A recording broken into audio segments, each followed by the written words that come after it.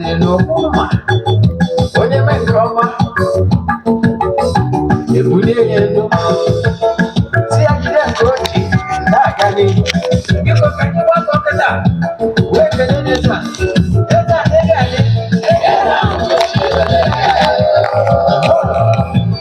Eze-Ana ugochitubelu nwoke ọma na oraifite ị ga-adị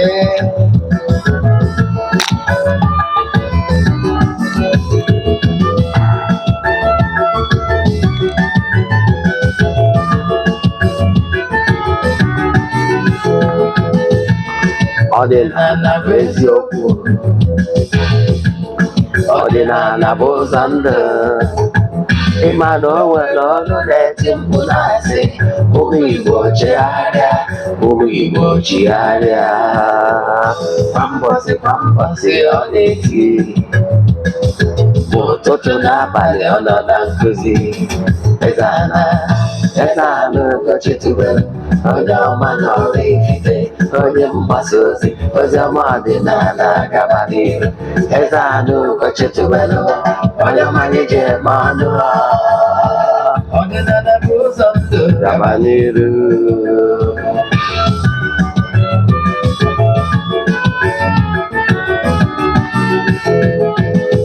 Eze-Ana ugochitubelu onye ọma na oraifite onye mgbasa ozi oziọma ọdịnala gaba n'ihu Eze-Ana ugochitubelu onye ọma ji eme ọnụ ọdịnala bụ ụzọ ndụ gaba n'ihu Eze-Ana ga-adị ugochitubelu ga-adị ugochitubelu temple ọ ya adị maka na eziokwu anwụ anwụ chacha ndị okenye eriga anyị front and back front and back fajazi kara aka ghọrọ ụmụ Igbo si anyị rapụ nke anyị na nke maka mma bụrụ Baịbụl gaa akwụkwọ akụkọ ọkwụ n'oge abịakwa mara ugochitubelu ekweghị ekwe Eze-Ana si na ọma mme ọma nwụchacha oge ọbụla ọ na-eti ọ nọ na nkụzi Chukwu abịa ma gbago ume ọdịnala ya adị ọtụtụ mmadụ ụmụ ọdịnala Igbo aga m bụkwa onye nke gị Ogbuefi Ezeana ugochitubelu na oraifite abụ m onye isi nchụaja na ugochitubelu ọdịnala temple nke dị na oraifite na Anambra steeti anyị na-agba afa miri emi ma lụkwazi ọrụ mmụọ dị iche iche abụkwazi m onye isi nchụaja na ọdịnala restoration prayer ministry bụrụkwazi onye mgbasa ozi ọdịnala Igbo. My mission is to help people live better life. N'ụbọchị taa n'oge awa nke eziokwu ihe kwesịrị ịma bụ isiokwu anyị ji bịa taa bụrụ why some ọrụ mmiri fails. Kedu ihe kpatara ụfọdụ ya sị na ha rụchara ọrụ mmiri mana ha afụghị uru ma ọ bụ ife ọrụ mmiri ha rụrụ? Gee ntị ma gee ntị nke ọma. Lecture anyị today ga-adị short. Yes, I can tell you that lecture anyị today amadị more than 20 minutes. Mana ige ntị ihe amụta nnukwu ihe ga-abara uru. Yes. So echefuna na aja anyị na-achụ kwa ọnwa nke ọnwa March ka na-aga n'iru. Ọ bụrụ na iso ya wughị ị nwere ike chat na WhatsApp nwee ike sonye na nke April ụbọchị 19th. Ndị niile sonyere anyị na aja ga-enwetazi ihe onyonyo etu anyị si wee chụnya bụ aja wee chịkọta ya. A ga-egbu anụ dị iche iche gbukwazi eburu wee mesara aka wee chịkọta ya ụbọchị anyị achịkọta ya. Then echefukwara na ụbọchị Monday na Thursdays bụ ụbọchị anyị ji enwe counseling na ugochitubelu ọdịnala temple nwekwazie ọdịnala administration using ọdịnala method. Anyị kwuru ụbọchị ahụ counseling na-abụ free, ịgba afa a na-akwụ ụgwọ. Then ịbịakwazi anyị kwubie okwu n'isi gị.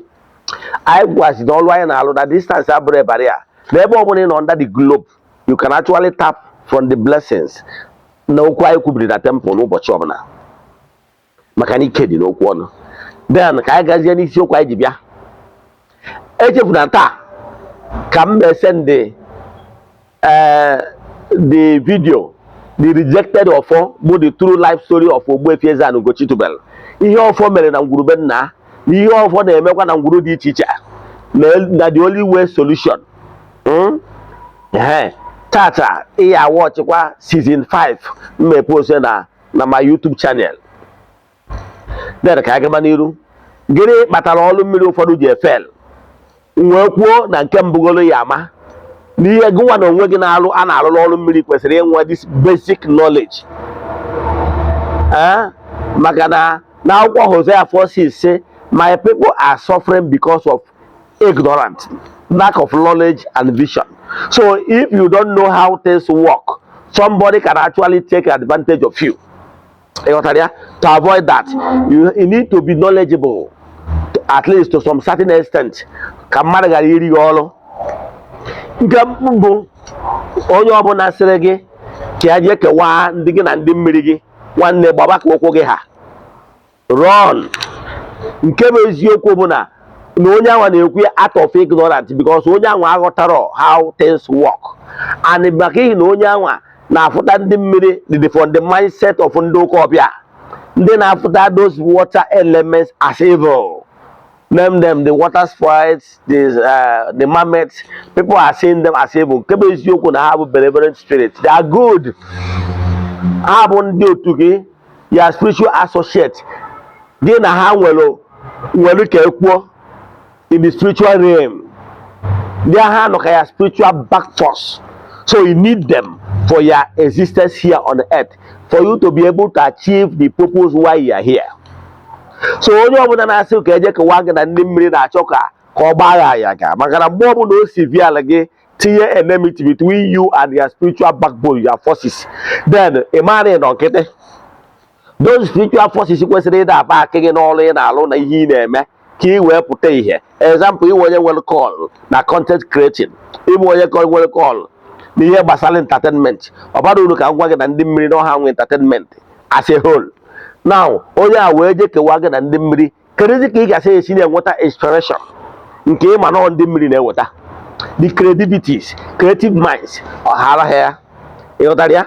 So you need onye ọbụla ije gba gị na ha tinye ilo eti gị na ha. Onye a ka njọ gị ajụjụ wee uche, a sịrị anyị na anyị ga-adị ume na dịka nduru ma dịkwa white as serpent. Ọkwa eziokwu? Yes. Kedu ebe amamihe gị dị? Onye anwa na-asị gị ka o tinye ilo ka o kewa gị na ndị mmiri gị, okewa anya na ndị mmiri nke ya, okewa anya na ndị mmiri nke ya, na ndị mmiri nke ya adịọ na mma na ọ bụrụgo onye iloto ndị mmiri, ọma edu mmadụ tinye ụkwụ na mmiri maka mpịawa azụ. Ọnwa ya anwa otu mgbe onye ahụ na ụfọdụ nwere ike sị na-eji arụcha ọrụ mmiri nwee showdown. It can never be in enmity, strong enmity with ndị mmiri and ije na mmiri je kpile ọma. Ọ dị possible? Mana onye nke a maintain ndị mmiri nke eje bezie ka o rie gị ọrụ ba isi ka emere gị ihe yọrọ because of your ignorant of how things work. Ọsịje ka o tie ya ilo ka ọ ga-esi mee. Ka mmadụ ga-atụ n'ugochitubelu na temple, mụ na ndị mmiri m nọ, mụ na mmiri be nna m nọ, mụ na mmiri ikwu nne m mmiri chi na ya, mụ na mmiri arụsị ikwu nne m nọkwa mmiri ịtọ ihe na temple. Now ihe na-achịkọwala gị before nji ije lụrụ gị ọrụ mmiri, mbugwucha ọrụ mmiri gị, that particular morning mmeji elu dị ọrụ mmiri, mmeji ọjị jiri scent jiri candle jee n'ihu ndị mmiri ndụ na temple, gwa ha na m na-eje alụrụ so person ọrụ mmiri n'ụbọchị taa. Gwazie ha ka ha duru m jee durukwa nnata, na ọ bụrụ na ha duru nje du nnata alụcha ọrụ successful, na a ga-egburu ha ebunu ahụ ka a ga-eji wee mesara aka. Ka mmalụ ga-atụ anyị na-alụghị ọrụ mmiri, ọ bụrụ na a ga-eji ebunu na ewu wee rịa ihe anyị ji emegọsụ na ndị mmiri nke gị, ihe a ga-enye ha ewu, maka na ihe kpatara eji enye ha ewu na Igbo na agrimenti ọbụla emechalụ gbori ya ewu esilu gị. Ọnya matara ị na-agba nkwụ, anyị egbu ewu wee siluo ihe gbasara agbamnkwụ gị, ya kpatara ya agba nkwụ ugboro na-abụ. Ọ bụrụ na igolana anyị egbu ewu wee siluo the agrimenti of ana na ọ dị irrevocable. So eje lụchalụ ọrụ mmiri enye ha ewu wee siluo ya na nkwekọrịta enwe taa is irreversible, then enye ha ya bụ ewu, then gwazie ha sozie bịa n'ụlọ ka ha na ndị mmiri nke m wee rikọkwazịa. So ihe nji eburu ndị nke mmiri nke m eburu bụ na ha kwekọrịta na-eburu ka mma na-egbu, then ka onye alụrụ ọrụ na-edu ude ka anyị nwa na-alụ ọrụ na-eme gịnị na-edu ude. Onye batara mmadụ eburu ndị mmiri nke m eburu ka m na-eburu ha. Ịghọtara ya? The choice is yours too. Then otu aka esi eme. So ndị mmiri nke m nọ ka nwoke jere ịnụ nwaanyị wee duru ndị ọgọ ya ụmụnne ya na friends and well wishers ịbịa ma ego nwaanyị gbaa nkwụ. Echefuna na m gwara gị na ọrụ mmiri bụ ịgba nkwụ univers bịa mesie ego isi igbo oriri ha erie. Etu ahụ ka mụnwa na onwe m na-eje anọchite anya gị n'ịkwụ ngọ nwaanyị mmiri gị ma ọ dị mmiri gị. Abụ m onye ịkwụ the middleman. So mgbe m na-eje mụ na ndị mmiri m ga-eso as spiritual forces ga-eso m wee bịa setụrụ ndị mmiri nke gị. Ịghọtara ya? Maka na ihe kwụrụ ihe akwụdebie. Ịghọtara ya? So m bịazie esikwa oriri ahụ wee mesara aka represent reception a na-eme na akwụcha ngọ. After ka inyechara ụmụnna ị bịara ịnụ nwafa okefa, ị na-ewetazikwazi nri a ga-enye ndị bịara abịa, ndị friends and well wishers. Ọkwa eziokwu? Then ebe ọ na-ịghọta gị etu a ka ọ dị. So onye ọbụla sịrị ka ekewa gị ikwekwa na na-agbakọ ụkwụ gị ha ka ofu. Nke bụ m chọrọ ịkọwalụ gị bụ ọrụ mmiri. Ịkwụ ngọ mmiri a na-akwụ ya only once. Ịkwụ ngọ o nwere ihe dị iche na ịkwụ ngọ dị ile ọma. Ịkwụ ngọ bụ ọnya bụ nke anyị na-etinye egwu na ya, mana ile ọma azị nwere ike ịbụzi anything of your choice. Mana echefuna na nzu ife ọma ga-adịrịrị n'ime ya. Echefukwara na edo ka odo olu ga-adịrịrị n'ime ya.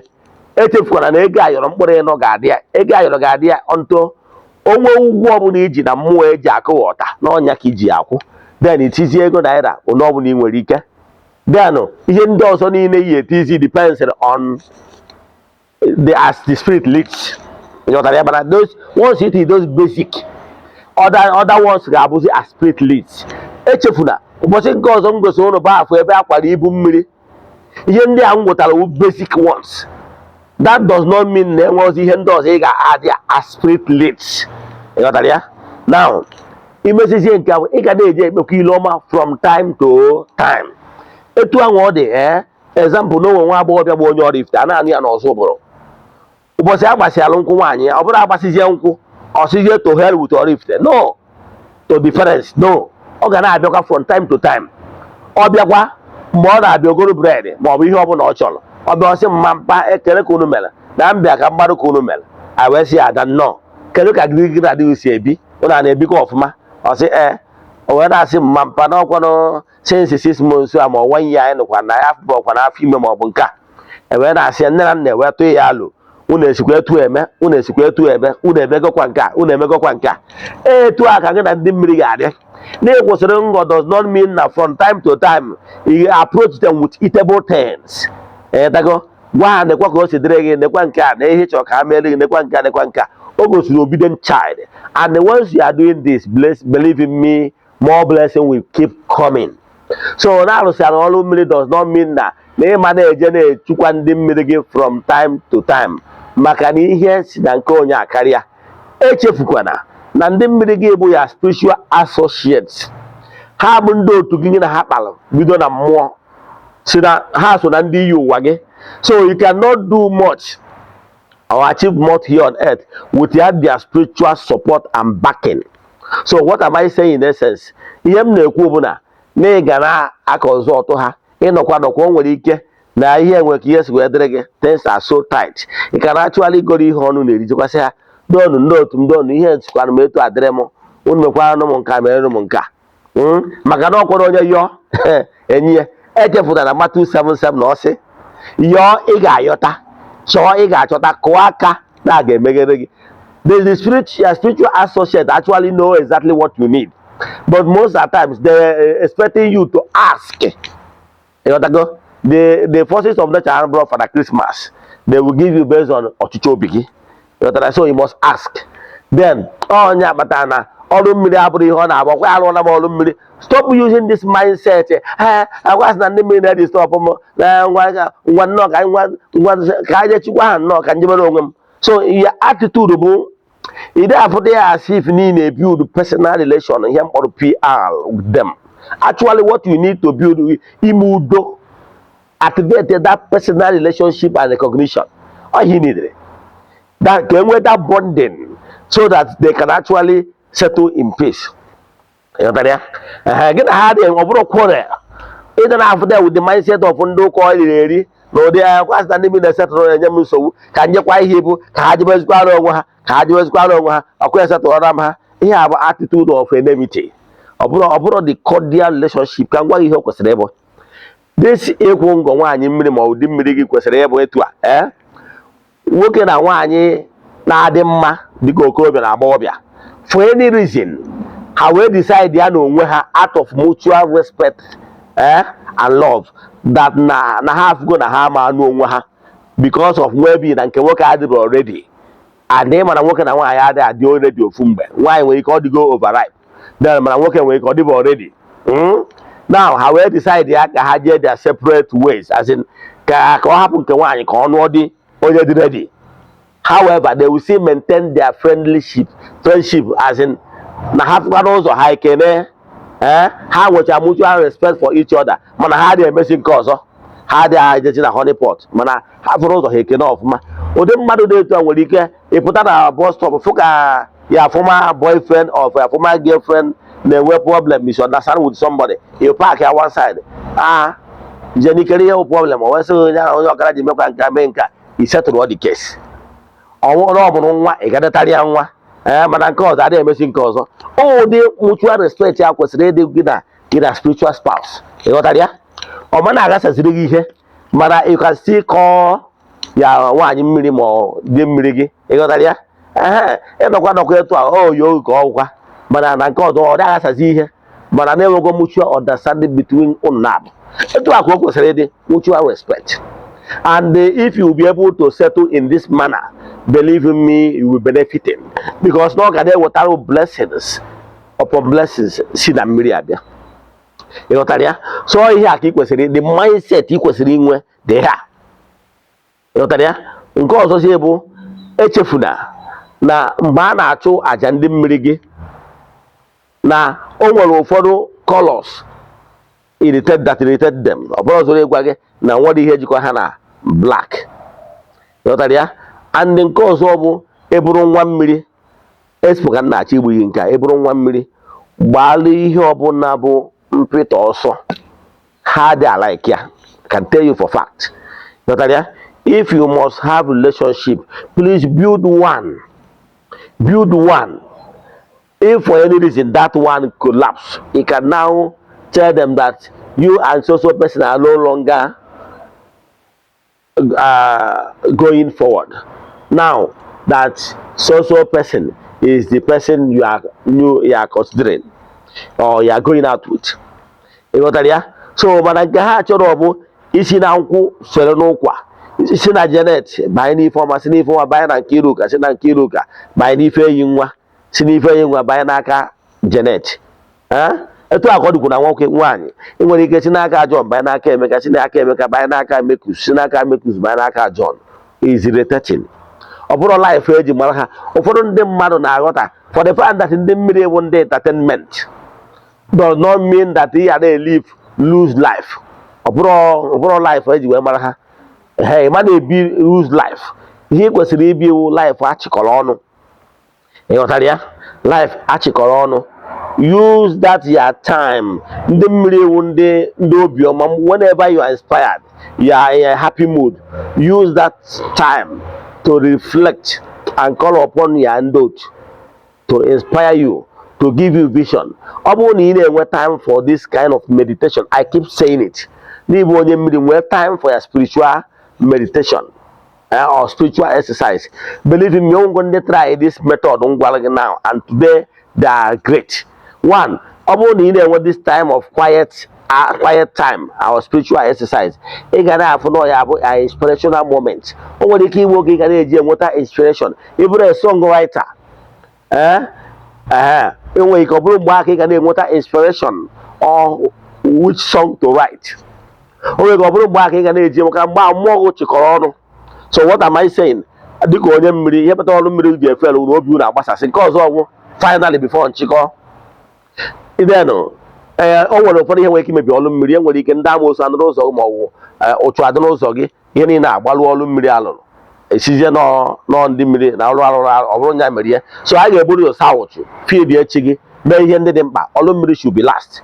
Echi watch ya vidio, watch ya tụsara ya ndị ọzọ na my Facebook page or YouTube channel Ogbuefi Ezeana ugochitubelu oraifite 08057837672 08057837672. biko ị na-echa vidiyo a, ihe ị ga-emere onye ọzọ bụ ịtụsa ya ka echi n'aka wee zụọ imirikiti ndị mmadụ. Ya gazie ka ọ dịkwa ụdị oge a echi niile.